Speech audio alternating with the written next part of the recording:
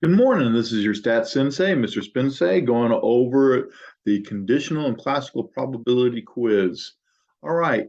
So problem number one, if the probability of A equals 0.2 and the probability of B equals 0.1, what is the probability of A union B if A and B are independent? Now, right here it says probability of A union B, so I'm going to go ahead and write down the general addition rule. And this is something you should, every time you see a union, this is what you should be doing. This is a good start. Now, they also told us one other thing. They said A and B are independent. Well, that impacts this, because we know if they're independent, the probability of A and B equals the probability of A times the probability of B. And that's true if independent. Okay, and that's not on the formula chart. And I'm basically just going to take those values and substitute them right there. When I do that, I now have the probability of A union B equals the probability of A plus the probability of B minus the probability of A times the probability of B. And at that point, I'm going to start plugging in. All right, so this is 0.2 plus 0.1 minus 0.2 times 0.1. Okay. And when I do that, I end up getting 0.3 minus 0.02, which equals 0.28. So the probability of A union B equals 0.28. All right, next problem. Suppose probability of X equals 0.25 and probability of Y equals 0.4. If the probability of X and Y equals 0.2, what's the probability of Y given X? And remember that line just means given. All right, so we know that this is on the formula chart, and it's on the formula chart this way. The probability of X given Y equals the probability of X and Y over the probability of Y. Couple things. One, this is always true. Next thing, just because that's there doesn't mean it's independent. They didn't tell us it was independent, so we have to act as if it's not until we find out otherwise. So I'm going to plug in 0.2. They didn't tell me the probability of X and Y, so I'm going to have to solve for that.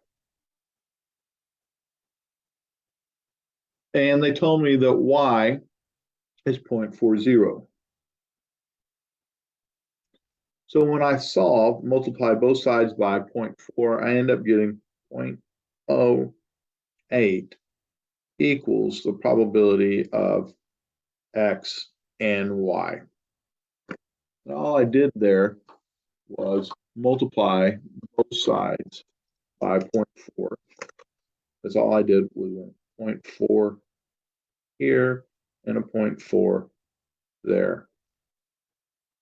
So there we go. So that gives us that. Then I come back and I go, well, that's not what they're asking for. They're asking for the probability of Y given X, but the probability of Y given X equals the probability of X and Y over the probability of X. So I'm going to, once again, I'm going to plug in. Well, I don't know Y given X, but I do know my intersection is 0.08. And once again, it wouldn't have mattered what order I wrote that. And I also know that the probability of X is 0.25. And when I divide that, I end up getting 0.32. So this equals 0.32. So the probability of Y given X equals 0.32. All right, moving on. Given the probability of A equals 0.4 and A union B equals 0.6, what is the probability if A and B are mutually exclusive and if A and B are independent. Once again, we're dealing with the union, so probability of A union B equals the probability of A plus the probability of B minus the probability of A and B. So this is actually asking for two problems. It's asking for if doing it if it's mutually exclusive, and then it's also asking them to do it if it's independent. Remember, you can't be mutually exclusive and independent at the same time. That can't happen unless the probability is zero. So generally speaking, those two things will never happen at the same thing. It'll either be independent or mutually exclusive or neither, but no combination of those. So A is 0.4, plugging in. Union B is 0.6. Now they didn't tell us what B is, so I'm just going to have to write B there. They also didn't tell us what the intersection was, but we're working with mutually exclusive, which means there's absolutely no overlap. So if there's no overlap, the probability is zero. So that gives me 0.6 equals 0.4 plus B. And I subtract 0.4 from both sides of the equation, and I end up getting 0.2 equals B. So the probability of B equals 0.2. And that would be my answer if they were mutually exclusive. The next thing is if they're independent. So we need to go back to the probability of A union B equals the probability of A plus the probability of B minus the probability of A and B. But remember, they told us they were independent, and if they're independent, this is true. The probability of A and B equals the probability of A times the probability of B if independent. So I can plug this in right here. When I make that substitution, I now have the probability of A union B equals the probability of A plus the probability of B minus the probability of A times the probability of B. Now, substituting into that, we know that A union B is 0.6. We know the probability of A was 0.4. We don't know B. Then we come over here and we go, well, A is 0.4, but we don't know B. All right, so continuing on, I subtract 0.4 from both sides, and now I have, hold on just a second. So now I have 0.2 equals, because I subtracted the 0.4 from here and from there, equals B minus 0.4B. Well, 1B minus 0.4B, I can put a 1 in front if that helps, is 1B minus 0.4B is 0.6B. So I have 0.2 equals 0.6B. Come back and divide both sides by 0.6. And I end up with 1/3 equals B. So the probability of B equals 0.333. All right. Given that probability of E equals 0.32 and probability of F equals 0.15 and the probability of E union F equals 0.422, are E and F independent? Well, first off, they give me the union. So as soon as they do that, I'm probably going to write down my general addition rule, which in this case is E union F equals the probability of E plus the probability of F minus the probability of E and F. So plugging in 0.422 equals 0.32 plus 0.15 minus the probability of E and F. All right, so going on, this becomes 0.422 equals 0.47 minus the probability of E and F. I'm going to subtract from both sides, and I end up getting 0.0488 equals a net. And by the way, this is a negative, equals a negative probability of E and F. I have a negative here and a negative there, so I multiply both sides by -1. And that becomes positive. Well, now I have E and F, but I still haven't checked independent. But probably the easiest way to check independence, is not the only way, is to use the multiplication rule.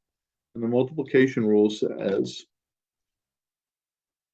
the probability of E and F equals the probability of E times the probability of F. Now remember, this is only true if independent. So that's only true if it's independent. Well, we just solved for E and F right here. So we said, well, 0.0488. And the question is, does it equal 0.32 times 0.15? So if I take my calculator real quickly, I go 0.32 times 0.15. I do find out that it equals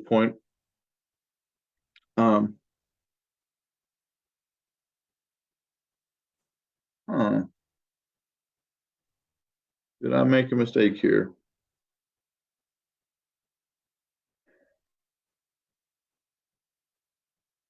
.422 minus 0.47 is 0.048. Excuse me, this is incorrect.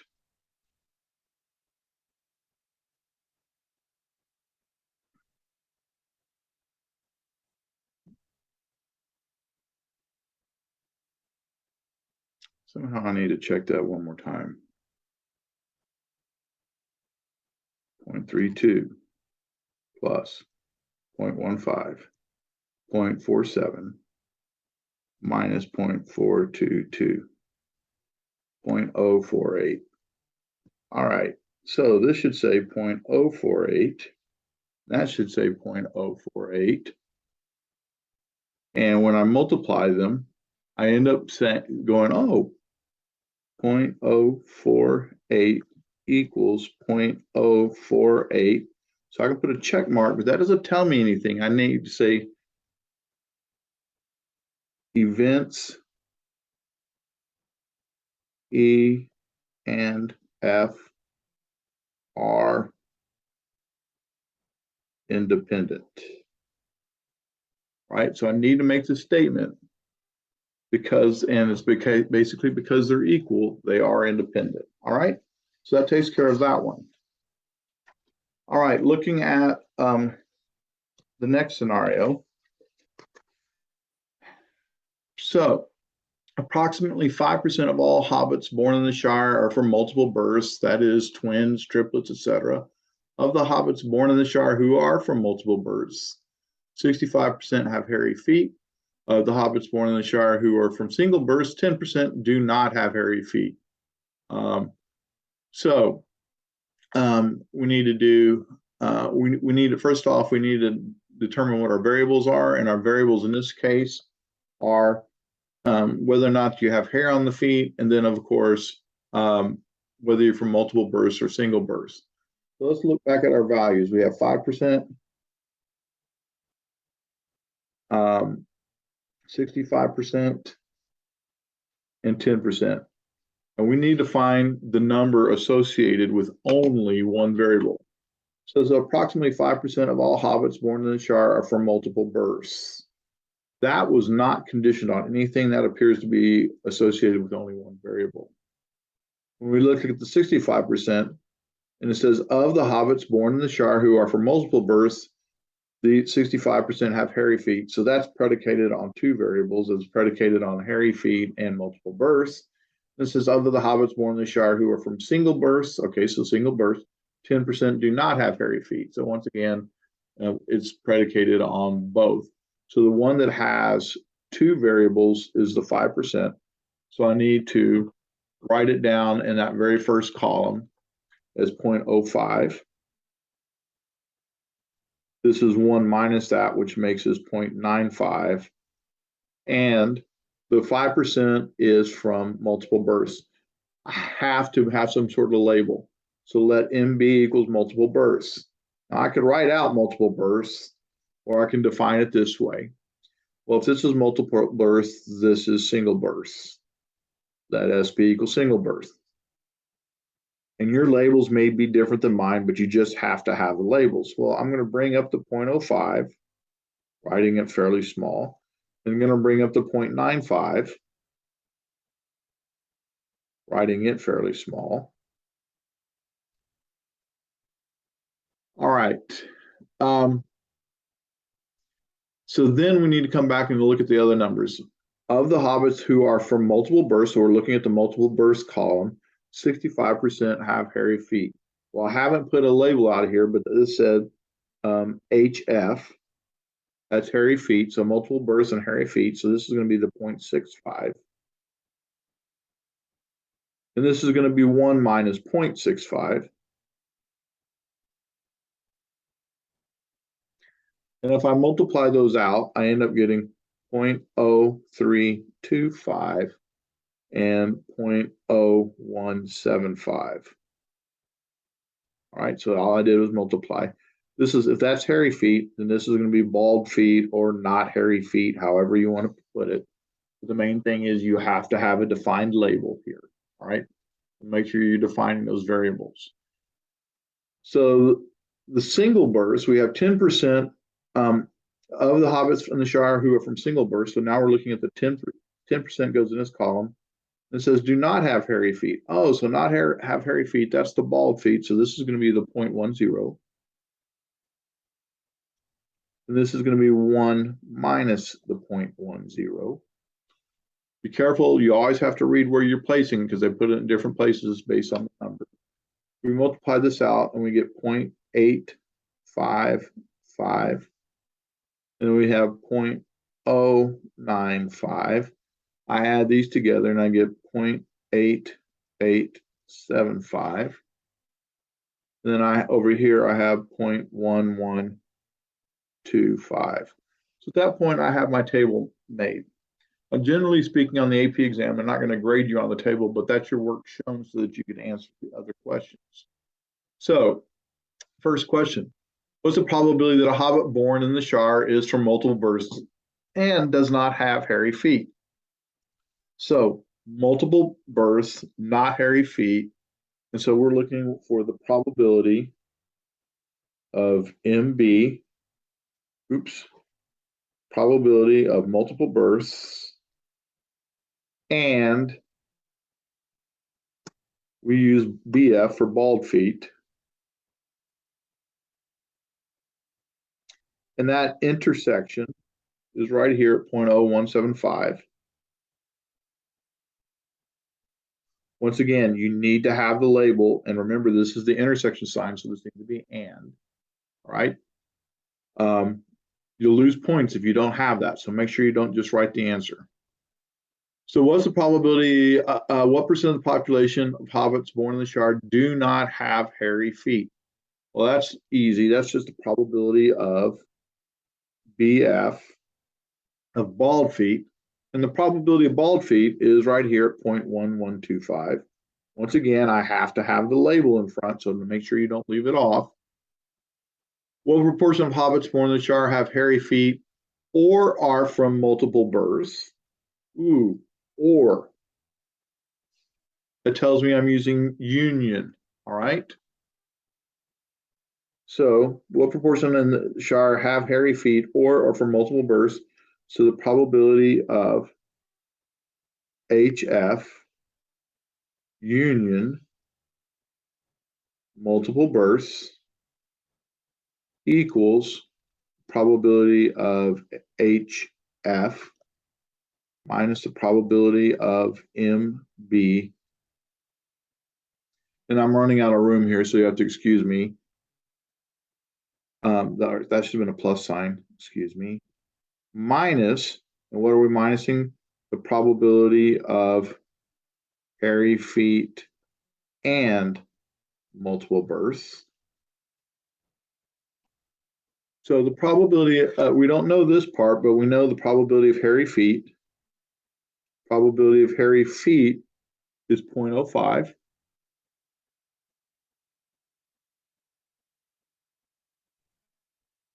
Probability of multiple births. Oh, I'm sorry. Probability of hairy feet. I wrote that down wrong. Probability of hairy feet is 0.8875. Probability of multiple births is 0.05.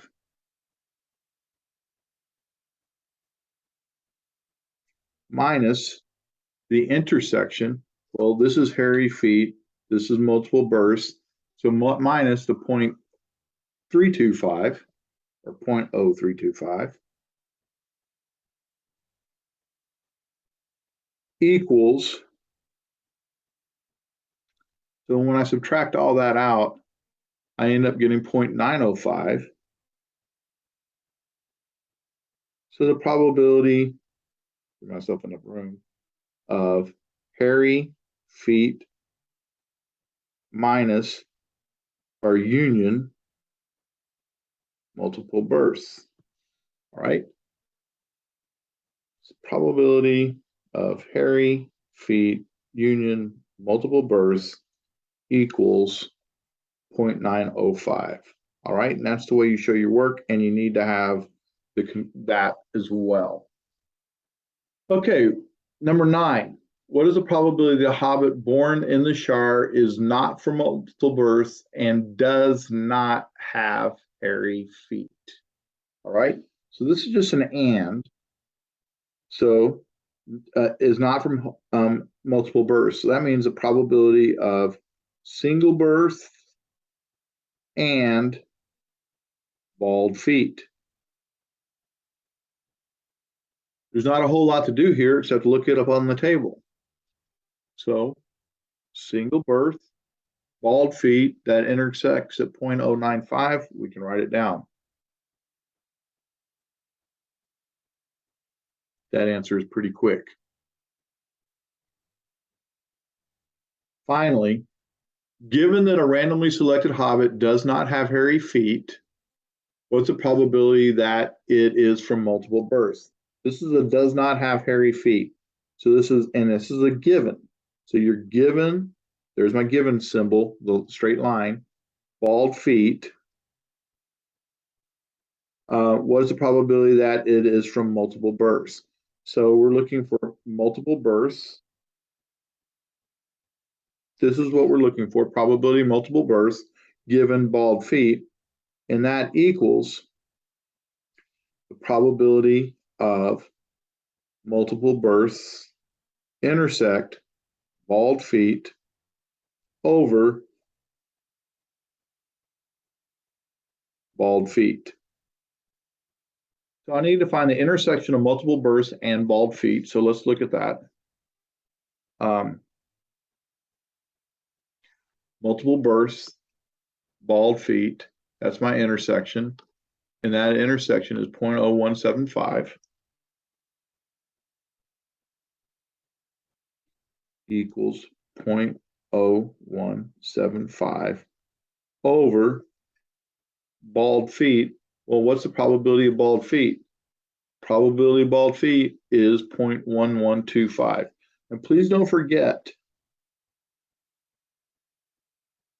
it's always the joint probabilities over the marginal probabilities when it's a given statement. And here's what I mean by that.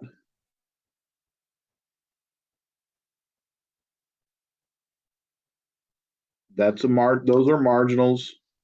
Marginals will always be in the denominator if it's a given statement. And the joint probabilities, which are these values, so these are our joint. Please don't forget, it's always going to be joint over marginal if we're working with a given. Only if you're working with a given situation. All right? Okay, so that takes care of that one. Now, to be honest with you, this one was a mistake. I did not mean to give you the table, but oh well, lucky you guys, you got the table. In economics books, 48% of pages had some kind of display, and 27% have an equation, and 7% of the pages have both an equation and the data display. What percent of the pages had neither a data nor an equation? Well, neither a data nor an equation is just that value right there. All right. So the probability that they'd have neither is right there. And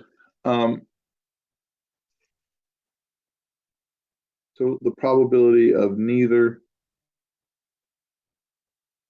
equals 0.32. All right.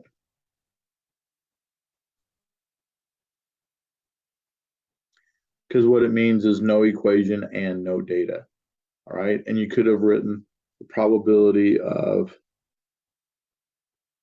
no equation and no data. That equals 0.32. All right. So either way, that's fine. I just need some sort of label just like that. And once again, you're lucky I gave you the table. Didn't mean to do that. What's the probability that a randomly selected page in a book has a data display if it has an equation? So this if, and this is what gets people, this if is like saying given. So basically they're saying given it has an equation, what's the probability of a data display? So probability of a data display given it has an equation. Because remember that line means given. Well, if that's the case, equation is going to be in the denominator, which is 0.27. And remember, it's always intersection over given.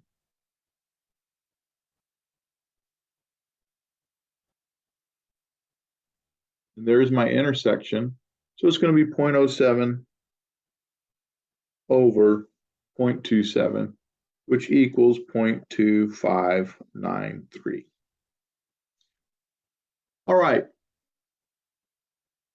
Problems 13 through 19 are a six-sided die that is weighted. The numbers occur 30% of the time. So number 1 is 30%, number 2 is 15%, number 3 is 20%, and the number 5 occurs 10%, and the number 6 occurs 5%. What percent of the time is the number 4 rolled? So in this case, I'm sitting there going, well, here's what I have. I can get a 1, a 2, a 3, a 4, a 5, and a 6. And they tell me the 1 happens 0.30, the 2 happens 0.15, the 3 happens 0.20. I don't know what this value is. So let x equal the probability of a 4. 5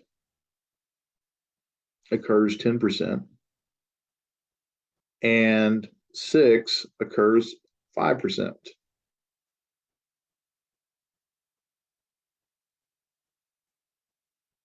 So the probability of a 4 equals 1 minus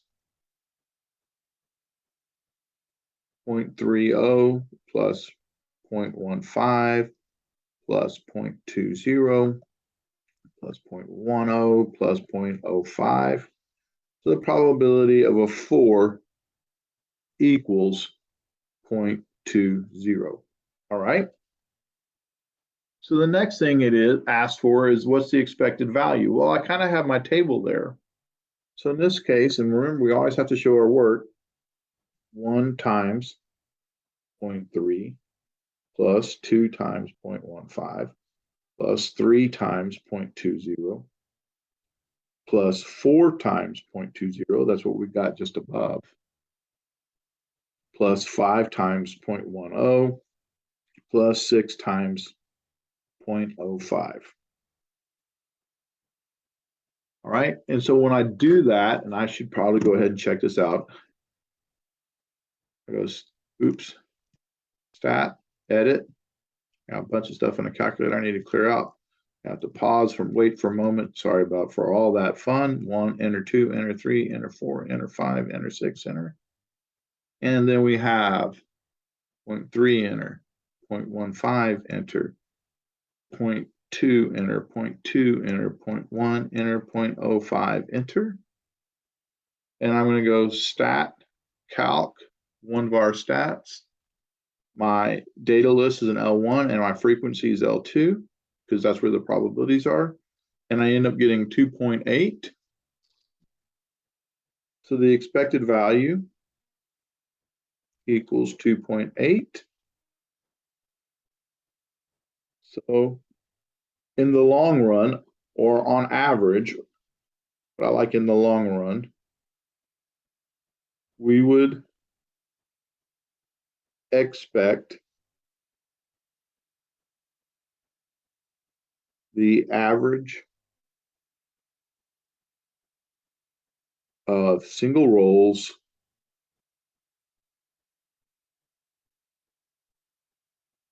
to equal 2.8. All right. So then it asks for the standard deviation. All right. And once again, that's on the formula chart. And it's actually a fair amount of work. So I'm going to bookend this thing. I'm not going to show all of it. So, and we need that expected value. So it's going to be 1 minus 2.8 squared times 0.3 plus 2 minus 2.8 squared times 0.15 plus dot dot dot plus 6 minus 2.8 squared times 0.05. And I'm going to put that under the radical.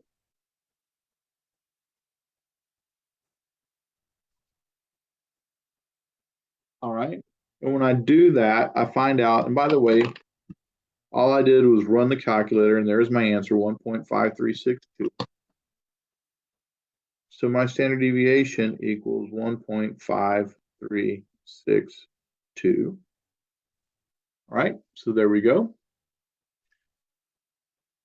If it's rolled 7 times, what is my expected value? Well, on the first roll, I would expect to get a 2.8. So my expected value would equal the first roll is 2.8. The second roll is 2.8.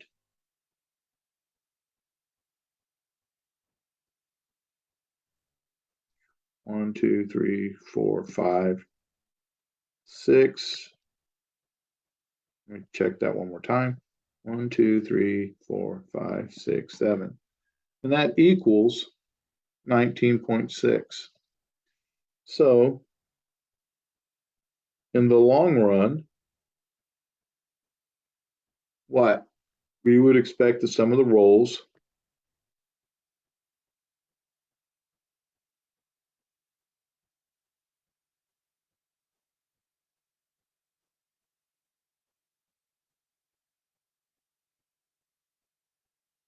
to equal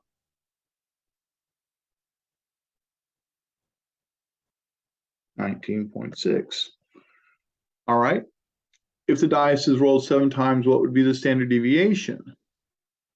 Well, I want to start going 1.5362 plus 1.5362.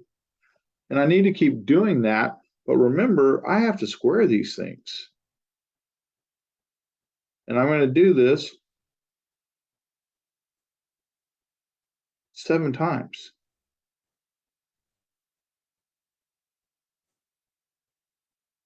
So I have to do this 7 times. So what that ends up being is I have 7 of these. So that's going to the square root of 7 times 1.5362 squared. So 1.5362 squared times 7. And I need to take the square root of that.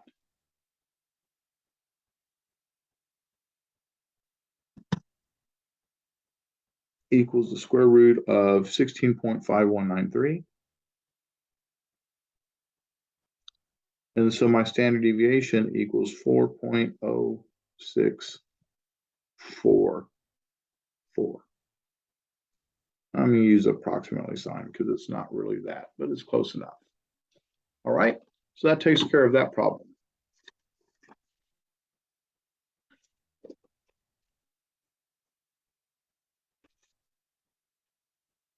All right, so we're still working with the weighted die scenario, and it says, okay, go ahead and create the sample space. You're like, oh, Mr. Spencer.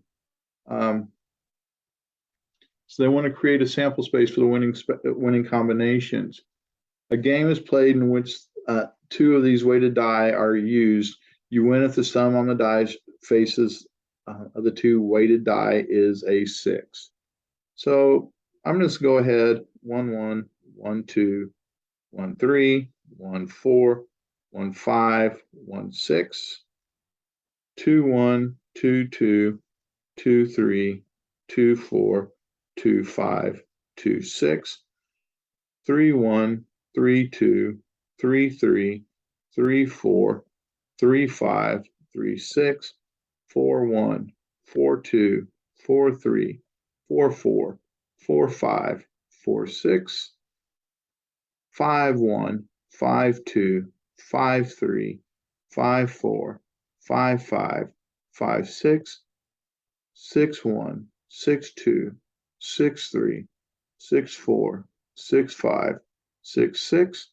All right, so create a sample space for all winning combinations. Well, when do we win? We win if the sum on the die is 6. Well, where is that?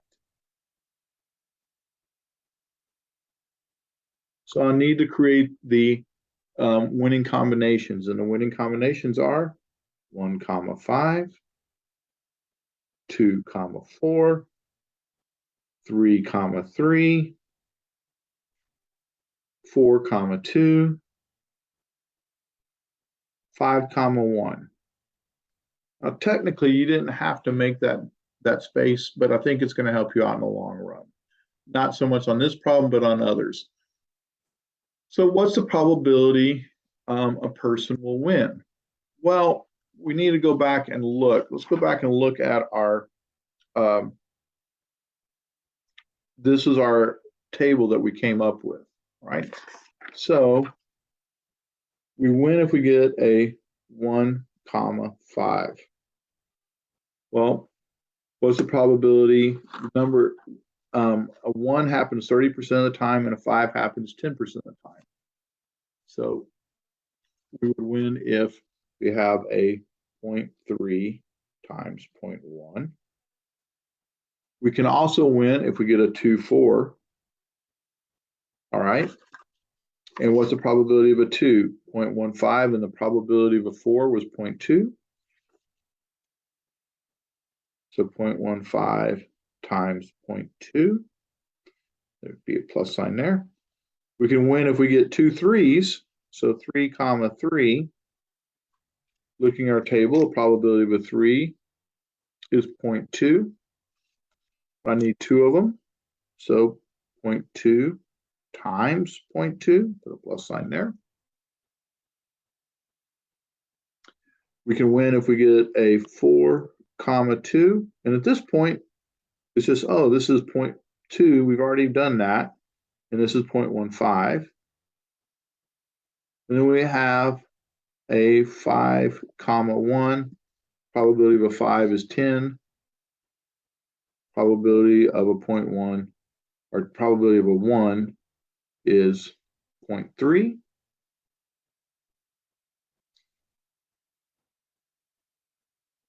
and I can win with these two and these two, and so I can multiply those, and then when I do that, equals the probability of winning equals 0.16, or I can say the probability the sum equals 6 equals 0.16. That's what winning is, the probability of getting us probability. Appreciate you all watching. Hope that was helpful, and we'll look forward to seeing you on the next one. Thank you.